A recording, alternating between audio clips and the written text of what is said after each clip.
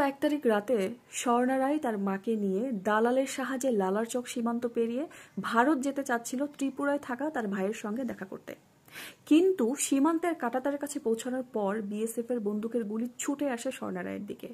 কিশোরী স্বর্ণা রায় সেখানেই শেষ নিঃশ্বাস ত্যাগ করে। মাত্র ক্লাস 8-এ পড়তো মেয়েটা। বয়স ছিল সবে 14 বছর। সামনে ওর পুরোটা জীবন অপেক্ষা করছে ওর জন্য। হয়তো পুরোটা পৃথিবী ঘুরে দেখতে পারতো মেয়েটা, কিন্তু নিজের ভাইয়ের সাথেই শেষ দেখাটা হলো না আর। স্বর্ণা রায়ের পরে গতকাল একইভাবে ভারতের সীমান্ত পেরিয়ে বিএসএফ এর বন্দুকের গুলিতে জর্জরিত হয়ে পৃথিবী থেকে শেষ নিঃশ্বাস ত্যাগ করেছে জয়ন্ত কুমার। একইভাবে এর শেষ কোথায়? সেই ফেলানি থেকে গতকালের জয়ন্ত কুমার। বলতে পারেন একের পর এক এই যে ঘটে চলেছে এর শেষ কোথায়? সীমান্তের এই হত্যার শেষ কোথায়?